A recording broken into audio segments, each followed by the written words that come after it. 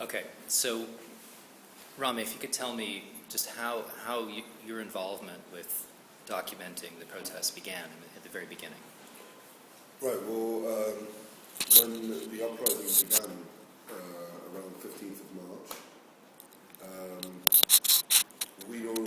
it actually began in February. There was a lot of online activism going on with Tunisia and Egypt and everyone hoping that the uprising could spread to Damascus or to Syria in general. So we were active online and we were calling for protests. A lot of failures, a lot of failed attempts, but once I did manage to take my first demonstration that I took part in was on the 18th of March in a old mosque in old Damascus called Umayyad Mosque. And as soon as the protest began, I started filming it. I planned that I would film the protest and then send it out, but I never thought that it would actually have an effect or actually really make a difference in Syria. Shall I start? Yeah, maybe. That made it a little shaky. Yeah, it's okay. All right. Well, the uprising began in the beginning of 2011, early stages of 2011, just after Tunisia and Egypt, and people were definitely inspired by that.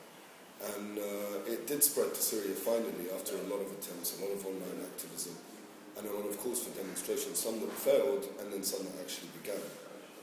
The first demonstration, I remember, was on the 17th of February. There was another one on the 15th of March. And then on the 18th of March, I managed to actually participate and film the demonstration. The first demonstration I filmed, the security forces came in and started beating everyone up. And that was in a mosque in Damascus? Right, Umayyad Mosque in the old city.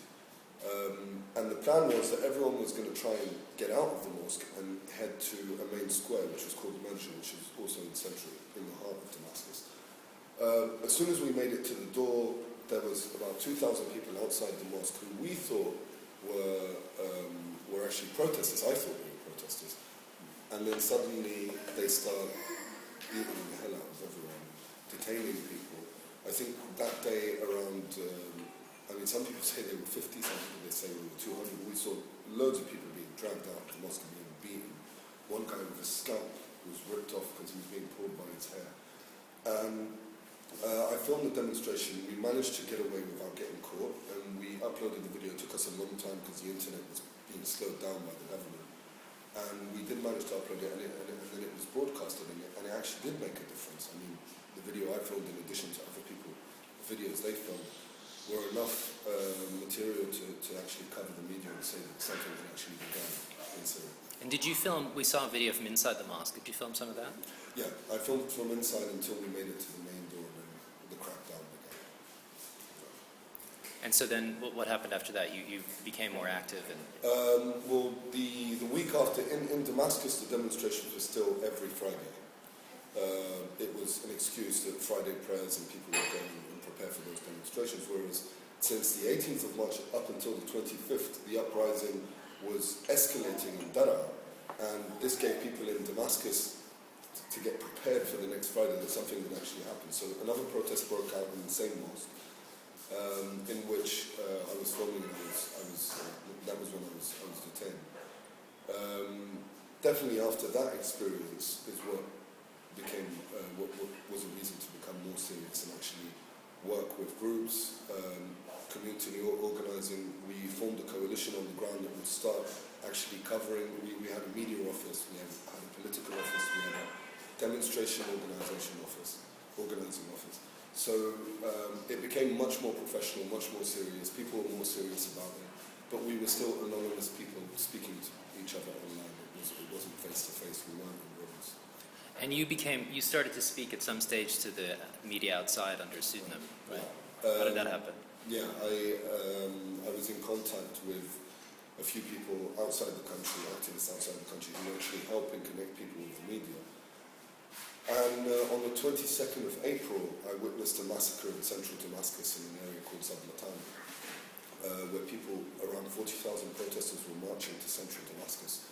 We were actually at the square waiting for people to get to the square, and then suddenly security forces pull up, and what we call shabiha, indiscriminately opened fire directly at the protesters, and we saw them falling to the floor. When witnessing that, I got home later that day and hopeless that we couldn't do anything. But I got a phone call, a Skype call with someone, and told her that she said, "Did you hear what happened in Zebutani?" I said, "I saw it." And she said, "You were there?" I said, "Yeah, I was there." So she asked me some questions, and then she said, "Can you go on can you speak on TV live?" And I said, "Yes, I can." They asked me to pick a name, and then I picked the first name that I saw for a website, which was Alexander Page. And I was asked to use the name again and again, and it sort of became, I got stuck with the name. And then, so what happened after that then? You were inside Syria, you were in Damascus, working for a while, and then what happened? I was working in import and export.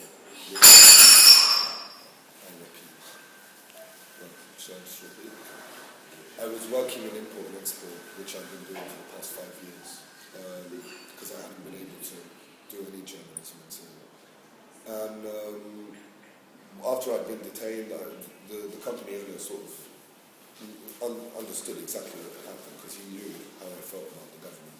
And then I was asked to take part in a pro-Assad rally, which I refused to have anything to do with. And a lot of companies have actually decided to take part in this, to show the government their loyalty. And it was also near where it was, but I refused, as did another 6 people in the company, who were all, 3 of which were arrested, 1 of which is still in prison now, a year and 2 months later.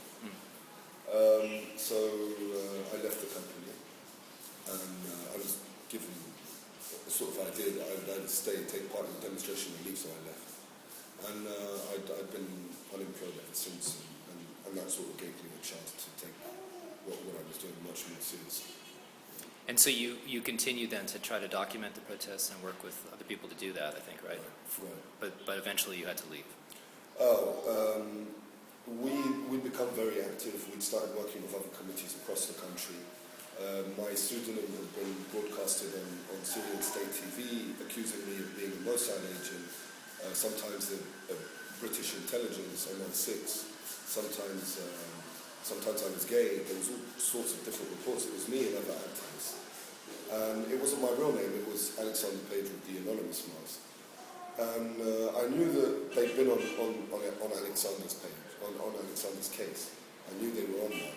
And then there were a number of incidents where the government sort of found out that I was behind that name. And my photo was also leaked through social media on Twitter and on Facebook. So I mean, there was a number of reasons why I was suspicious that the government knew who I was. So I contacted someone that we knew in the government who would do a name check in the military Air Force intelligence. They did, and I was told that about 4 hours later, I get a phone call, and the guy tells me that you have to leave the country right now. He said that my name was, I was wanted, and it was new that I was wanted for being a spy, and it was in connection with the name Alexander Page. I definitely panicked, and I quickly spoke to my wife, and we agreed that we could. I didn't tell her what was happening, I just told her that we had to get a break, it was getting bad, and we fled to the border, and we managed to get across. You drove to Jordan? I didn't drive, we got in a taxi. I had to hide my car in a garage. We got in a taxi straight to the border, to a garage area that would take you to the border. At the border I was training. My wife didn't know what was going on. But we got past the military Air Force checkpoint, where it was amazing. We didn't even look at the papers, they just told us to go. It was a relief, definitely. It was a relief for me, because my wife and daughter were with me. And the reason of leaving Syria in the first place was because if I was going to stay and hide, then my wife and daughter could be subject to some sort of, I don't know, I don't even imagine what it could be, but, and then sending them out of the country, they could get stopped at the border and something could happen. So the best idea I could come up with was that we all went across the border. And if they wanted me, then I'd get caught and they would probably so it was a relief for me. And can you just explain a little bit, just so people who aren't familiar with your story and your background? So you grew up, actually, you're Syrian, but you grew up outside the country largely. Right. I was, my parents were activists, journalists, and at the same time my dad was in the Palestinian resistance. My mum was also against the Syrian regime. So they fled, before I was born, they fled Syria. And from Lebanon, fled to Cyprus. I was born there. And then we moved to London when I was 2 years old, until I was 17. Then on I moved to Dubai when I was around 17, until 2004, where I made my first visit to Damascus, in which I was arrested and accused of forging my passport and being in connection to some sort of exterior intelligence. I was prohibited from a travel ban was placed on me for the next 3 years, and that's why I settled down in Syria. I had no intention of living in Syria until the uprising. I actually formed some sort of hatred towards the country, because I felt that people didn't speak out, people didn't say how they felt. I was definitely proven wrong on March 2011. And so then after you left, and when you managed to get here to Cairo, and so then what have you been doing since then? Like how? When I say we, I mean a number of activists, thousands of activists were involved in passing out media content from Syria to the world, on different levels. Some had loads of contacts, some had a few, some had good contacts in one television station or one magazine, or whether Western or Arab media. What we saw was missing was an organisation where we would actually introduce something professional, real editing, real filtering, really getting the picture out of really what's happening, of the stories that people weren't focusing on. And a number of activists decided that we would form this, the Activist News Association, which the name has now been changed to the New Media Association, only because as an activist news association there are sort of limits to what professionalism we can introduce. So it was a number of activists from Homs, from Damascus, from Aleppo, and we formed this coalition where we would support citizen journalism in Syria, whether sending in equipment, whether there being some sort of coaching to people that are filming, people that are reporting, helping them with their reports, putting them together. We're going to launch a radio station in can I repeat all of that? Yeah, sorry. Actually, you know what?